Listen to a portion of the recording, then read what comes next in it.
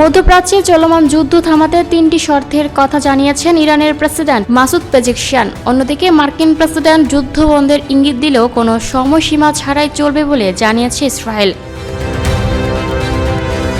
রাশিয়ার president Vladimir Putin এবং পাকিস্তানের প্রধানমন্ত্রী শেহবাজ শরীফের সঙ্গে কথা বলার পর স্থানীয় সময় বুধবার 11 মার্চ সামাজিক যোগাযোগ মাধ্যম এক্সে দেয়া এক পোস্টে যুদ্ধ থামাতে 3টি শর্ত তুলে ধরেন ইরানের প্রেসিডেন্ট। পোস্টে পেজেকশিয়ান লেখেন, রাশিয়া ও পাকিস্তানের নেতাদের সঙ্গে কথা বলে আমি অঞ্চলে শান্তির প্রতি ইরানের প্রতিশ্রুতি পুনর্ব্যক্ত করেছি। এই যুদ্ধ জায়নবাদী শাসন ব্যবস্থা ও যুক্তরাষ্ট্র শুরু করেছে। এটি শেষ করার একমাত্র উপায় হলো ইরানের বৈধ অধিকারকে স্বীকৃতি দেয়া, ক্ষতিপূরণ প্রদান করা এবং ভবিষ্যতে আর কোনো আগ্রাসন না হওয়ার জন্য শক্ত আন্তর্জাতিক নিশ্চয়তা নিশ্চিত করা। 28 ফেব্রুয়ারি যুক্তরাষ্ট্র ও ইসরায়েলের যৌথ হামলায় শুরু হওয়া সংঘাত নিয়ন্ত্রণে আনতে কূটনৈতিক তৎপরতা জোরদার হয়েছে।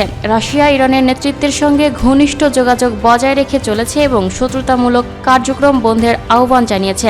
এদিকে যুক্তরাষ্ট্রের প্রেসিডেন্ট ডোনাল্ড ট্রাম্প মার্কিন সংবাদ মাধ্যম এক্সিওসকে বলেছেন, যুদ্ধ শিগগিরই শেষ হবে এবং ইরানে আঘাত করার মতো আসলে আর কিছুই বাকি নেই। ট্রাম্প বলেন, আমি যখনই চাইব এটি শেষ হোক তখনই এটি শেষ হবে। তবে ইসরায়েলি প্রতিরক্ষা মন্ত্রী ইসরায়েল কাতজ বুধবার বলেছে, এই যুদ্ধ কোনো সময়সীমা ছাড়াই চলবে। রয়টার্স এবং দ্য টাইমস অব ইসরায়েলের তথ্য অনুযায়ী কাতজ জানিয়েছেন, যতদিন প্রয়োজন এবং ইসরায়েল মার্কিন যৌথ অভিযানের সমস্ত লক্ষ্য অর্জিত না হওয়া পর্যন্ত এই যুদ্ধ চলবে।